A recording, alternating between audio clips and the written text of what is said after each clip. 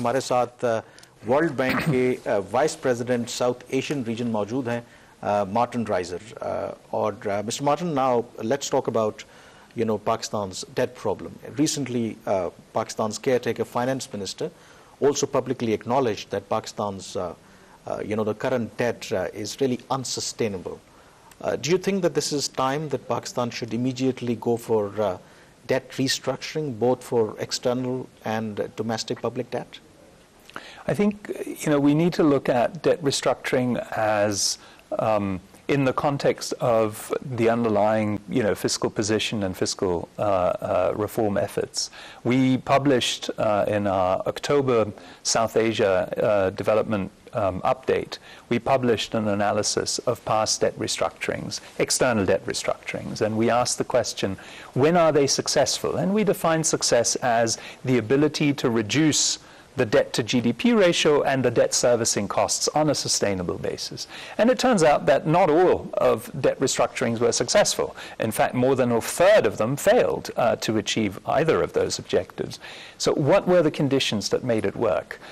The conditions were a strong fiscal and structural reform program, usually underpinned by the IMF or some other anchor.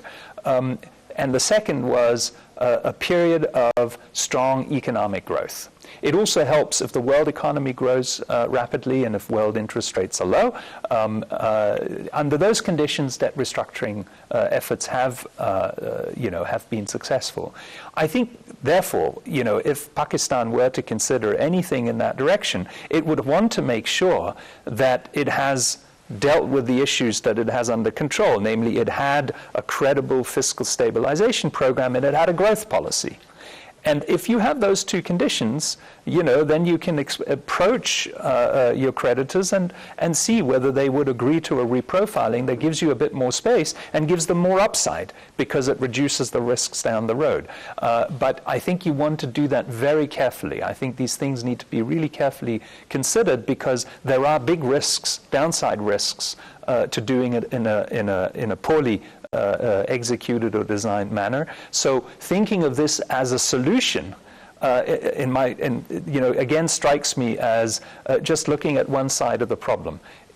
The results will come from having a solid fiscal package, a growth-oriented policy. We talked about both of those in the past, and those two on their own will probably take care of the debt problem and reduce the debt to GDP ratio quite rapidly because interest rates will fall, because revenues should increase, because spending will be better allocated, and because growth, the denominator, will increase rapidly. But you can, under those conditions, you can always approach the creditors and see if you can get some reprofiling. But do you think Pakistan's debt is unsustainable? Do you agree with the assessment of the finance minister? Because there is a lot of debate as well that he shouldn't be saying this thing. Our assessment is that under the right policy framework, the debt is not unsustainable. So the problem is that Pakistan's debt to GDP ratio is 74-75%, and it is projected to be 77% by the IMF by end of this fiscal year. The problem lies in the debt servicing cost, which is now equal to roughly 90% of the FBI revenues, projected revenues for this fiscal year. And it is, the entire net federal revenue after paying provincial share is gone for the debt servicing cost. So do you think the solution is the debt restructuring or doing something in areas where the debt servicing cost can be reduced? It could be asking the banks to lower the rates or reprofiling of their debts. That is the solution.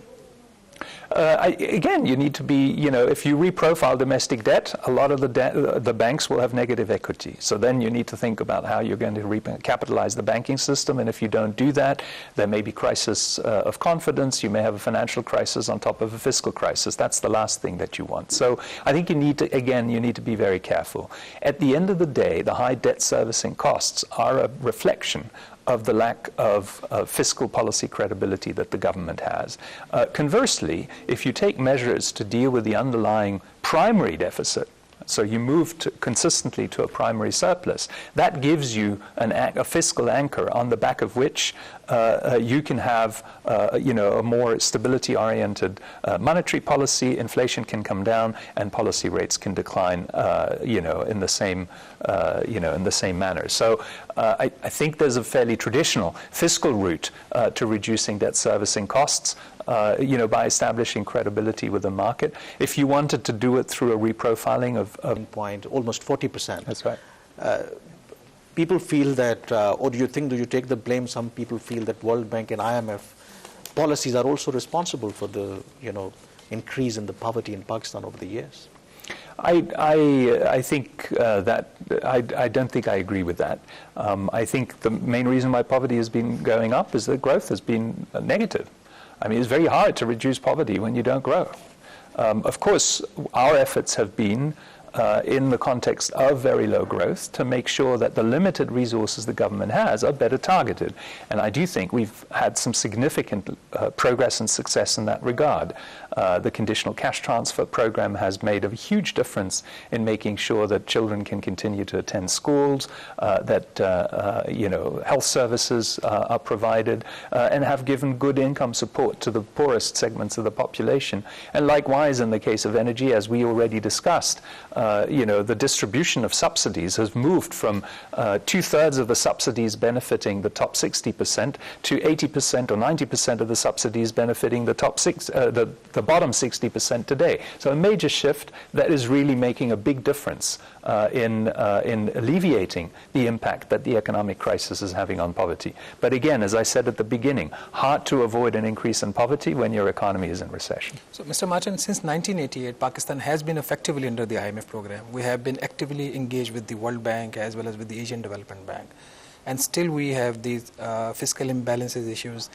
Macroeconomic stability is always under question. So with low economic growth rate, that leads to higher unemployment rate and higher poverty rate.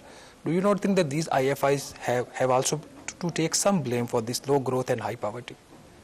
I don't think this is about who is to blame. I think it's about what can be done to make it better going forward. That's what we're trying to do with these policy notes. And that is not working. Despite repeated recommendations given by you people, this is not working. So do you think that there is a need to change the course this time?